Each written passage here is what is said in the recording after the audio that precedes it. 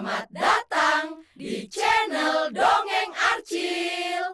Jangan lupa subscribe.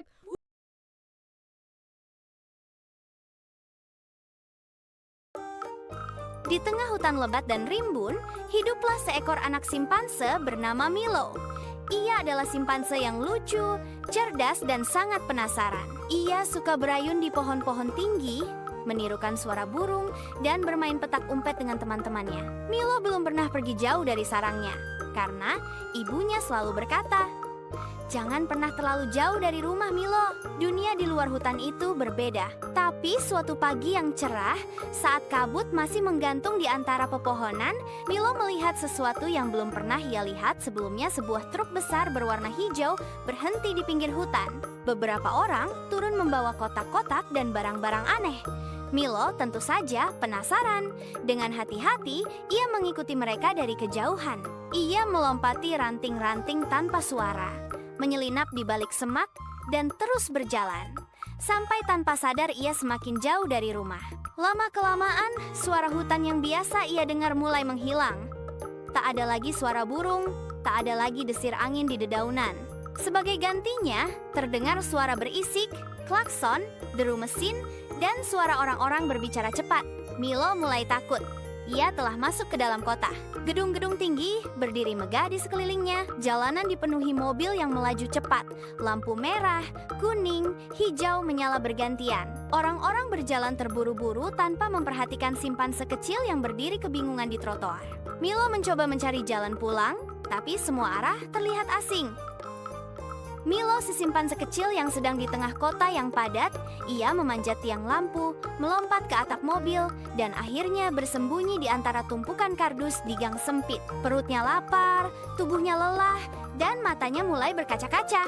Beberapa orang yang melihatnya berteriak, "Ada monyet, hati-hati, bahaya!" Milo makin ketakutan. Ia meringkuk, menggigil, tak tahu harus kemana. Tapi di antara keramaian itu, ada satu anak muda yang memperhatikannya dengan hati berbeda. Namanya Raka, seorang remaja pecinta binatang berusia 14 tahun. Raka sering membaca buku-buku tentang satwa liar. Ia bermimpi suatu hari bisa menjadi ahli hewan atau penjaga hutan.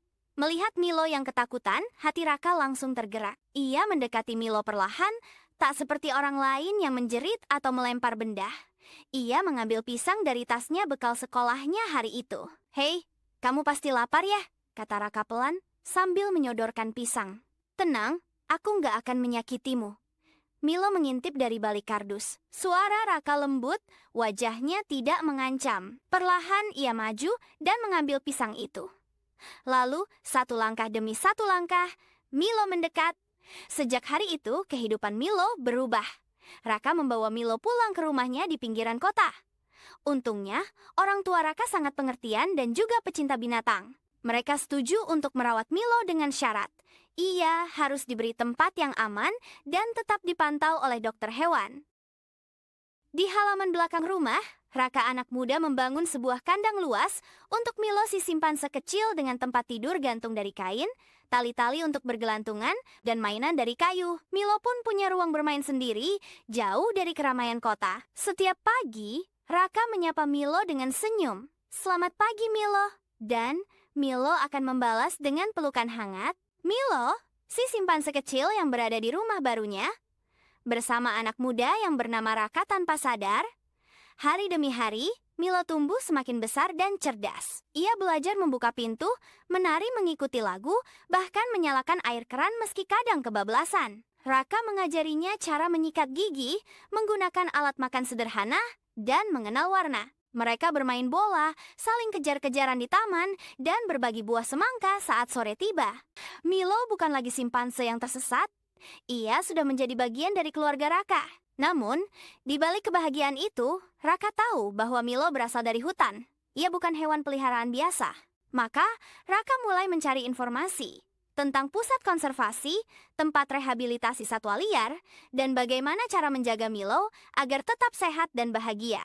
Ia bahkan menulis surat ke Lembaga Perlindungan Hewan, menceritakan kisah Milo, dan memohon agar Milo bisa tinggal bersamanya di bawah pengawasan resmi. Surat itu dikirim, dan beberapa minggu kemudian, balasan datang. Pihak lembaga mengunjungi rumah Raka dan memeriksa kondisi Milo. pihak konservasi dan perlindungan binatang saat datang ke rumah Raka, seorang anak muda yang membawa Milo simpanse kecil kagum melihat bagaimana Milo dirawat dengan baik, tidak dikurung, dan mendapat perhatian penuh. Akhirnya, mereka mengizinkan Milo, si simpanse kecil yang lucu, tetap tinggal dengan catatan dia tetap dalam pengawasan dokter hewan dan tidak dijadikan tontonan umum. Raka senang sekali. Milo melompat-lompat kegirangan, seolah mengerti bahwa ia diizinkan tetap tinggal bersama sahabatnya. Tahun demi tahun berlalu. Milo tumbuh menjadi simpanse dewasa yang kuat dan bijak. Raka pun tumbuh menjadi pemuda hebat dan akhirnya benar-benar menjadi ahli satwa liar seperti impiannya dulu. Meski banyak orang tidak mengerti persahabatan mereka, Milo dan Raka tahu persahabatan sejati tidak butuh penjelasan. Ia tumbuh dari kasih sayang, kepercayaan, dan waktu yang dilalui bersama.